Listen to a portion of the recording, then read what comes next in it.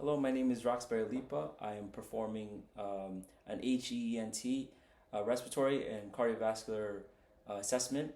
This is my wife, um, and this is for NUR 6001. And let's get started.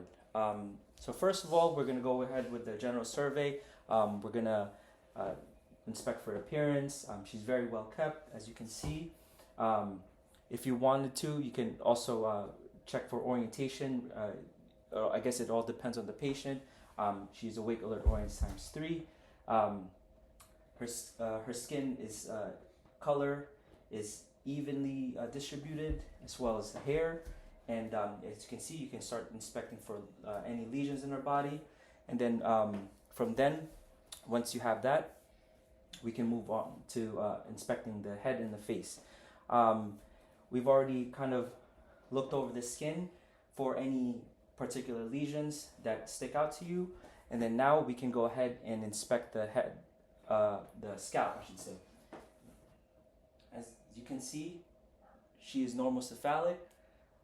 As far as her scalp, there's no protrusions, there's no lesions, and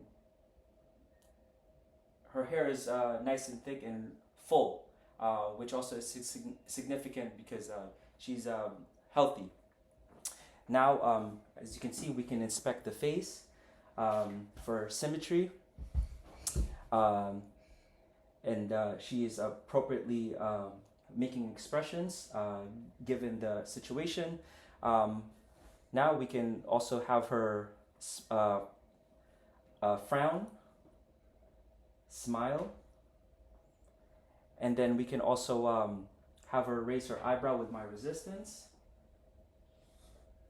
Normal finding would be that she's able to raise her eyebrow.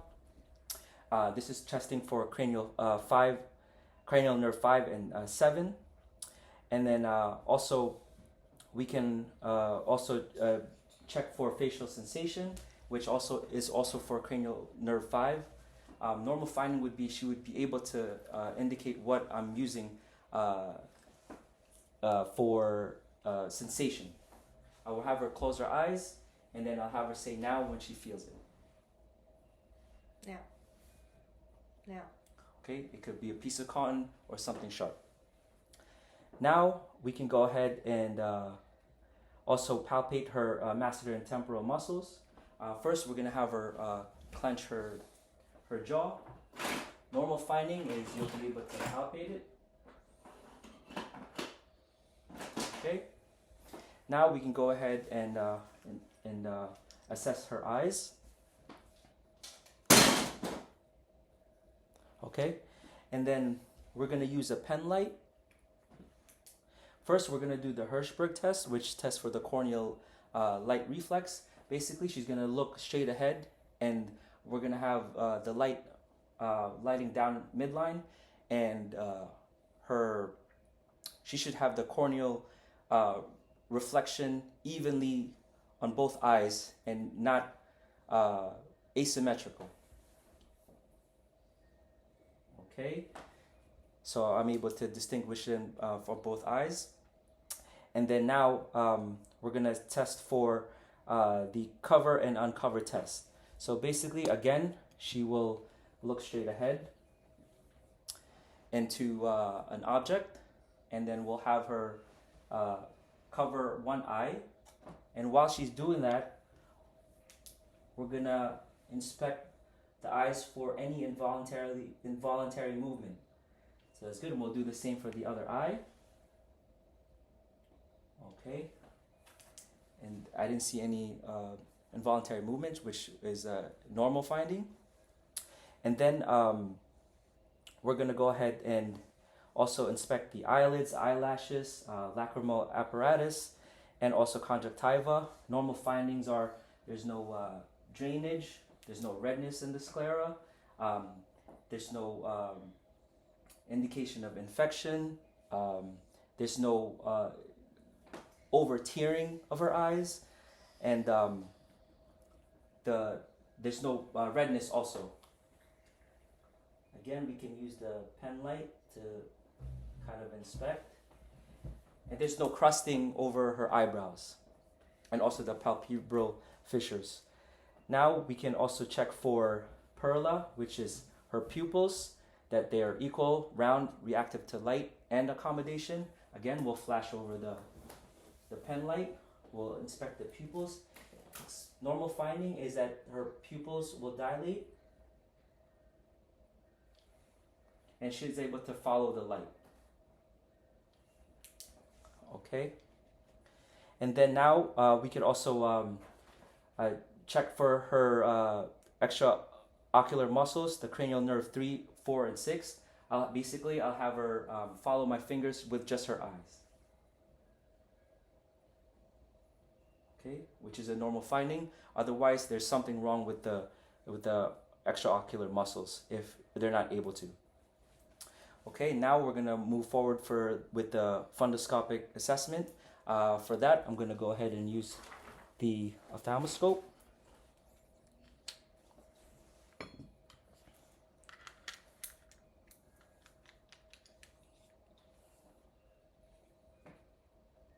Okay, I'm gonna look at the right eye with the scope on my right hand. We're gonna take a look. Okay, and do the same thing on the left. And with my left eye.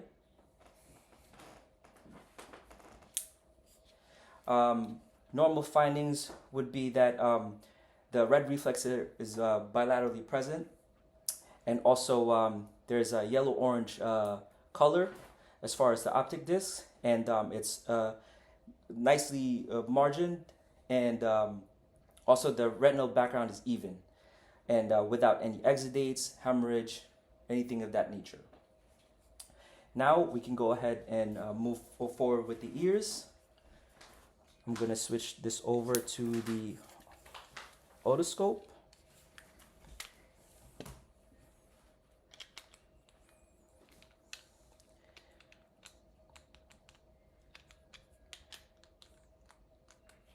Okay.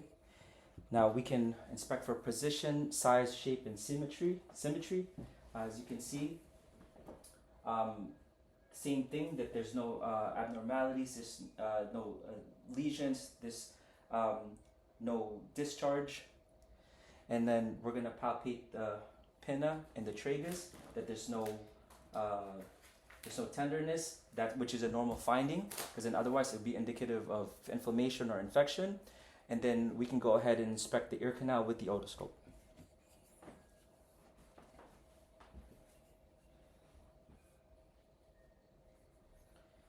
Okay, we can pull this back.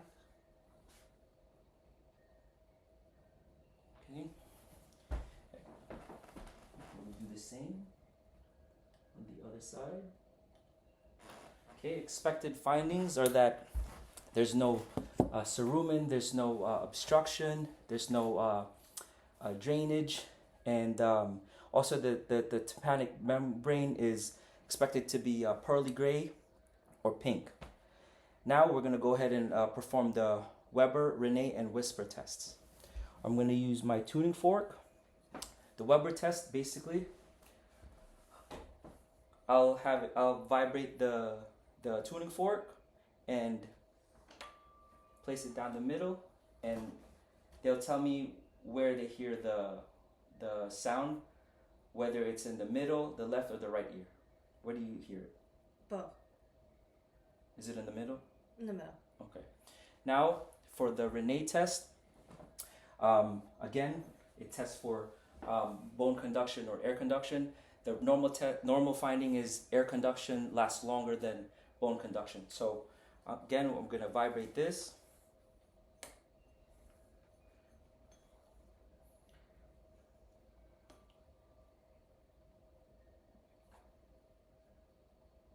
Where do you hear it more?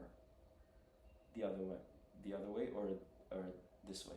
This one. This way. Okay.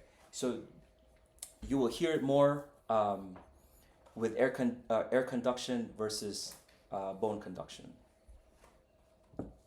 Now we can go ahead and inspect the nose. We're going to inspect for shape, symmetry, and skin. And then we can also go ahead and palpate the bridge and the soft tissue. Again, the same thing, no tenderness, no swelling. That's unusual. We're going to go ahead and palpate the sinuses, the frontal, and the maxillary. Okay. Normal finding is you might be able to palpate it, but that sometimes they are movable and non-tender. Now we're going to go ahead and inspect the nasal cavity for patency. Okay. We're gonna have her tilt her head back, so it's nice and patent. You expect not to see any obstruction, and now we can go ahead and palpate the turbinates. Also, there's no tenderness, and from afar you should be able to see whether or not there's or also when you look under the NUR that there's no deviation of her septum, because then otherwise there would be a difference in her breathing as far as nose breathing goes. Now, also, if I have something, I guess strong to have her smell, we can do that as well to test for cranial nerve 1, which is the sense of smell. Now we're going to go ahead and inspect, assess mouth and throat. Again, same thing. We're going to inspect for symmetry and skin. We're going to get closer. We're going to have her stick her tongue out and then say ah. From then, you should be able to see the uvula rise, and then also note for any odor, which could be indicative of infection as well. But normal finding is there's no odor. We're going to inspect the buccal mucosa and gums. We're going to flash the pen light. Normal finding is that it's pink and moist. And then the hard palate, stick your tongue out, is pale, and the soft palate is pink. Okay, her teeth are also even and they're white. There's no cavities. Again, those are expected findings for normal assessment. Now we're going to go ahead and inspect the tongue, which assesses for cranial nerve 12. Basically, I'll have her stick her tongue in the side of her cheek, and then I will push against it. The normal finding is she'd be able to resist, I should say. Okay, and with that, you can see that there's equal movement. There's no unilateral movement. There's no asymmetry, which again could be indicative of something worse, such as stroke. Okay, and then we're gonna go ahead and have her stick her tongue out again. We're gonna inspect the tonsils. Okay, stick your tongue out a little more. Okay, okay. There's no redness. There's no swelling of the tonsils, which if there were, it'd be tonsillitis. And then also we can use our tongue depressor to kind of test for her gag reflex. Okay. The expected finding is that she will have the gag reflex, which is for cranial nerve 9 and 10. And then again, if I had something like a hard candy to give, we can assess for taste, which is cranial nerve 7 and 9. Now we're going to go ahead and assess for the neck. We're going to palpate the lymph nodes. You can see. They're for the most part they're non-palpable, and what do you call this? But otherwise they could be mobile or non-tender. And then we're going to go ahead and palpate for the carotid pulses. Be careful not to do it at the same time, because it could really impede the flow. Okay, it's 2+. And then we're gonna assess for tracheal deviation. Expected finding is that it could be deviated to the right a little bit because of the aortic arch. Okay, and then we're gonna palpate the thyroid.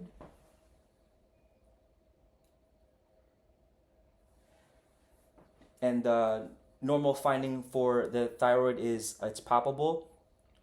Otherwise, if it were enlarged, it indicates a goiter. And then we can go ahead and auscultate the thyroid and arterial, the carotid arteries.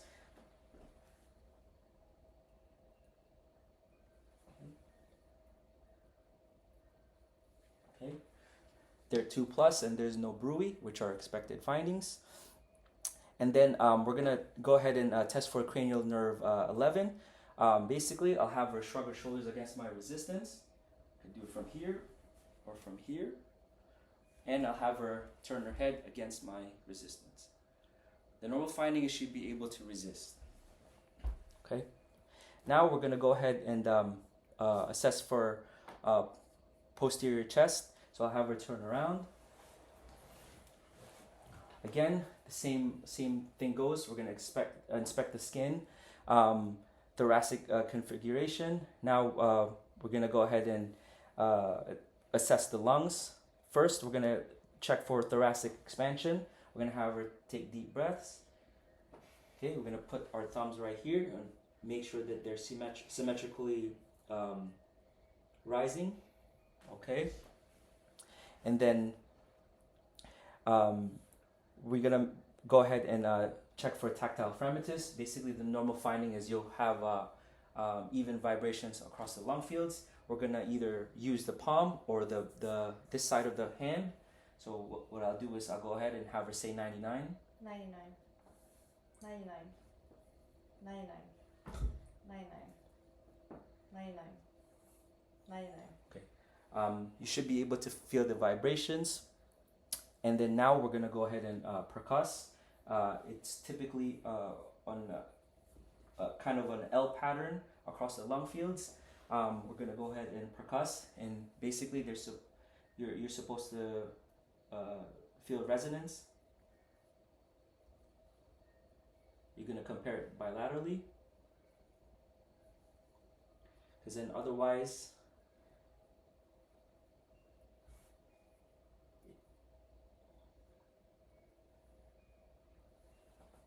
it could be a problem with obstruction or something within the lungs itself that's preventing for airflow.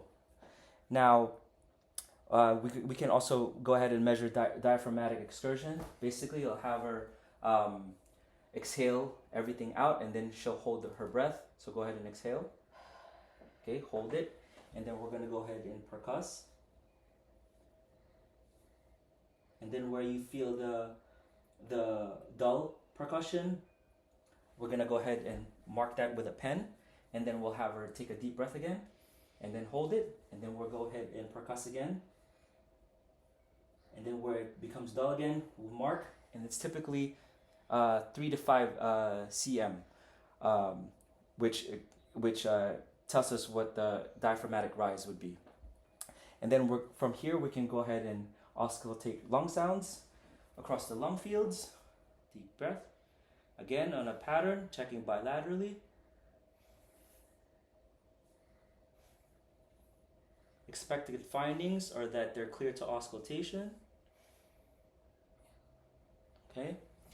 Now we can go ahead and have her turn around. And then we're going to go ahead and assess for her lungs in the anterior chest. Again, the same thing, shape and symmetry. We'll have her take deep breaths. Again, same thing, palpate, make sure that she's evenly having her lungs rise. Now, also while we're doing that, or maybe when we're checking for her pulse, we can count for her respirations, which are anywhere from 12 to 20. That's normal. And then again, we can go ahead and also auscultate her lung sounds, which normal finding would be clear to auscultation from her lung sounds. Now we're gonna move on to the last part, which is the heart. We're gonna go ahead and auscultate her heart sounds over in the 5 main areas to auscultate heart sounds. First, we're gonna go with the second intercostal space. This is the aortic. Then right across is the pulmonic. and then Erb's point is on the third, and then on the fourth, and then the apex would be right on the fifth intercostal space. And normal finding would be it's regular. It could be anywhere from 50 to 100. Anything under 50 would be bradycardic. Anything over 100 might be considered tachycardic. And now we're going to have her tilt her head back and look to the left. And then we'll inspect for jugular vein distension. There's no distension, which is a normal finding. And then we can go ahead and basically inspect and palpate and auscultate all of the main arteries. Aortic would be here. Renal would be right above the umbilicus, or right across from the left and the right. Right under is the iliac, and then femoral would be right by the groin. Basically the same thing. You palpate for pulses. You listen that there's no bruit, and then that whether or not it's regular, and as long as it's present. And then lastly, we're going to go ahead and also palpate for the radial pulse. Once again, the same thing, that it's normal is 2+, which is not thready or unbound or bounding. And then we can go ahead on the bottom, on the posterior tibial, and also the pedal pulses.